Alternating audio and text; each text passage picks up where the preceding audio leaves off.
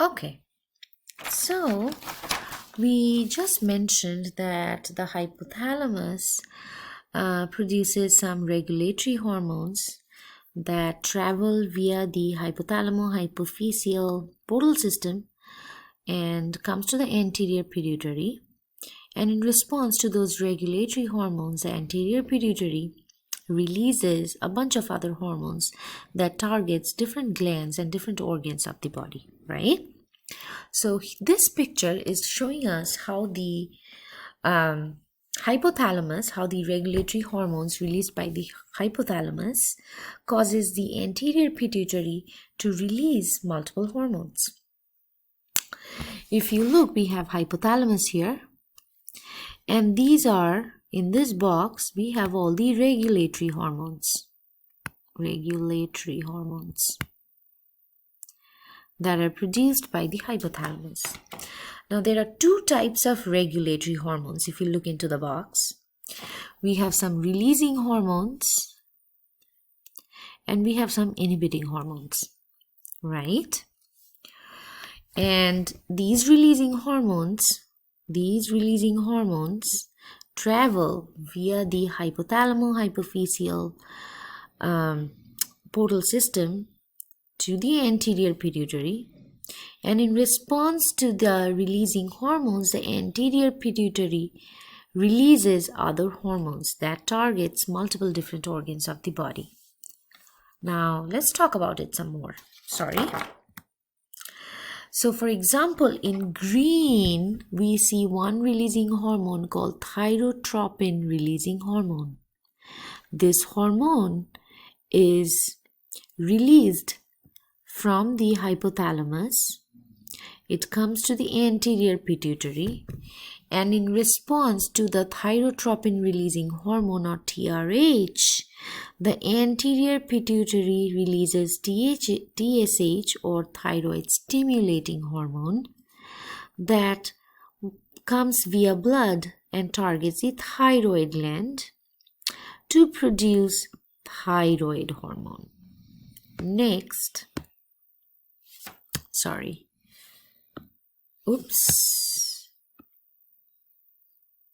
let's choose another one. Let's look at prolactin releasing hormone, this one.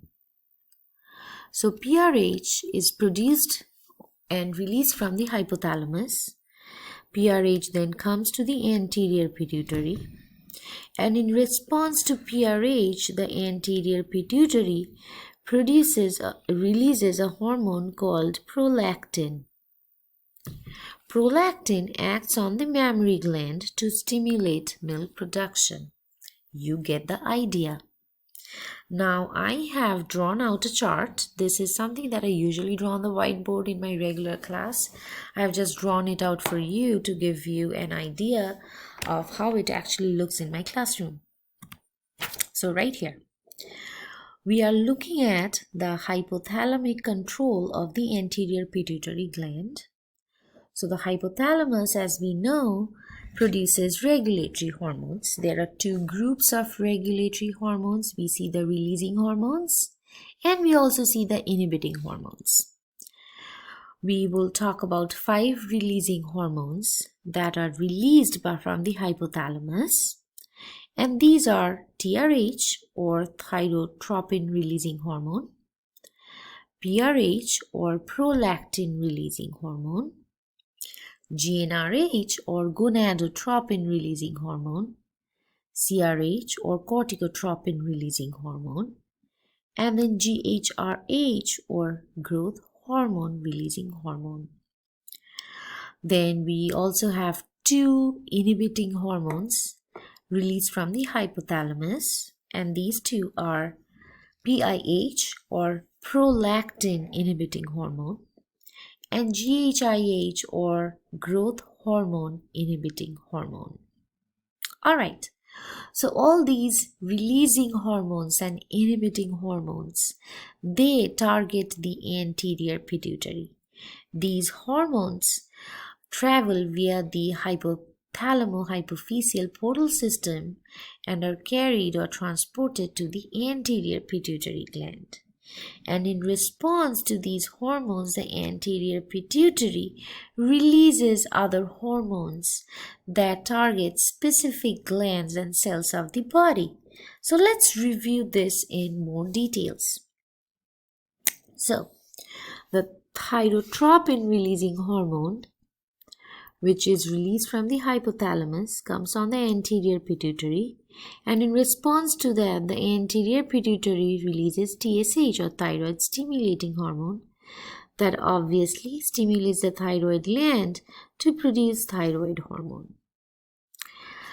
Next, we have the prolactin releasing hormone released from the hypothalamus. This hormone works on the anterior pituitary, and in response to that, the anterior pituitary releases prolactin, which acts on mammary glands and stimulate milk production. Then we have GnRH, or gonadotropin releasing hormone, which works on the anterior pituitary, and in response to that, the anterior pituitary produces two hormones, FSH and LH. FSH stands for follicle stimulating hormone, and LH stands for luteinizing hormone. Both FSH and LH work on the gonads. In males, it's the testis. In females, it's the ovaries. So FSH and LH work on testis and ovaries, which are the male and female gonads, and help in gamete development, meaning it helps in development of sperms and oocyte. And also FSH and LH triggers release of other hormones from the gametes.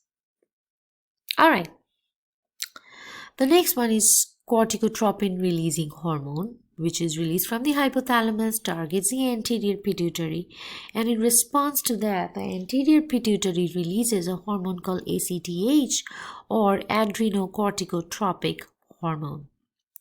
This hormone works on the this hormone targets the adrenal cortex, and in response, the adrenal cortex releases cortisol. The last releasing hormone we will talk about is called GHRH, or growth hormone releasing hormone, which when targets the anterior pituitary causes the anterior pituitary to release growth hormone, which works on all body tissues and helps us and promotes overall growth of the body. Alright, there are two inhibiting hormones called prolactin inhibiting hormones and growth hormone inhibiting hormones. They are both released from the hypothalamus. These two hormones work on the anterior pituitary, and PIH, when works on the anterior pituitary, it causes decreased secretion of prolactin. So this is the case when a baby stops sucking milk. So when there is no need of any milk production, PIH is released, which works on the anterior pituitary, telling it, let's stop secreting prolactin. You don't need any more prolactin because you're not producing milk anymore. Then we have growth hormone inhibitory hormone. It works on the anterior pituitary and causes decreased secretion of growth hormone. And that's why we don't grow throughout our life.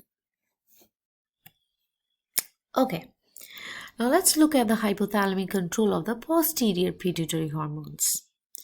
Now remember, the regulation of posterior pituitary hormones is very, very different from what we see in the anterior pituitary. In case of anterior pituitary, the regulatory hormones were produced in the hypothalamus, traveled via blood or via the hypothalamo-hypophyseal portal system and targeted the anterior pituitary. In case of the posterior pituitary, things look very, very different. So let's start with the hypothalamus. In the hypothalamus region, we do see two nuclei. We have a green one and a yellow one. They have fancy names and we are not learning the names. We just see two nuclei in the hypothalamus. Associated with these nuclei are neurons. Do you see some green neurons and some yellow neurons, whose cell bodies lie in the nuclei? The axons run all the way down, and these neurons end in the posterior pituitary. So I am essentially talking about these neurons. Okay?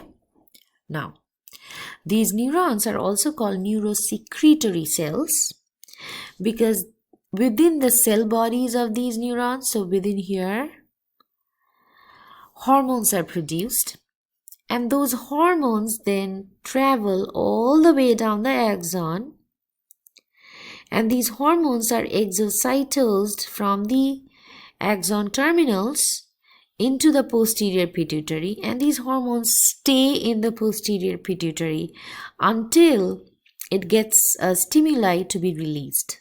Okay, now, so what is posterior pituitary? Know that the posterior pituitary is nothing but an extension of the hypothalamus. So the posterior pituitary is a neural tissue. It's a neural part or a neural extension of the pituitary gland. The neural connection between the hypothalamus and the posterior pituitary, this connection or this tract, is called hypothalamo-hypophyseal tract. And these neurons that I have drawn in blue and the yellow neurons, so these neurons are also called neurosecretory cells, as I mentioned before. Okay, so these neurons produce two hormones, specifically ADH or antidiuretic hormone and oxytocin. So these two hormones are produced in the cell bodies of these neurons. These hormones then travel via the axons, and they are exocytosed into the posterior pituitary, and they remain in the posterior pituitary waiting to be released into the bloodstream. So what do we see here? We see that ADH and oxytocin, they are posterior pituitary hormones, but they are not produced in the posterior pituitary. They are produced in the hypothalamus. They are just stored in the posterior pituitary for some time. Good? Now, ADH is a hormone which promotes water retention. So if our blood osmolality gets high, so if our osmolality is high and we have a lot of solutes in blood, or if we are dehydrated, we need to retain more water, right? So at that point, ADH is released into the bloodstream, which travels to the kidney and causes water retention in the kidney. Therefore, I want to tell my students, when you think of ADH, think of swelling, meaning you are retaining more water, so your blood vessels dilate and your blood pressure goes up. Sorry, you're retaining more water, your blood volume and blood pressure goes up. And then the second posterior pituitary hormone is oxytocin. And oxytocin, remember, we scream like hell with oxytocin. Why? Because oxytocin causes the female uterus to contract. Oxytocin causes a contraction of uterine smooth muscles during labor, and it also works on the mammary gland to release milk. So oxytocin is associated with labor and delivery and also with milk release. Oxytocin is also found in males, and in males it causes contraction of smooth muscles in the ductus deferens and prostate gland. So it helps in the process of ejaculation. And oxytocin is actually known as a social hormone that helps in love making, but remember, it's found in both males and females. I'll stop here and start with a new video.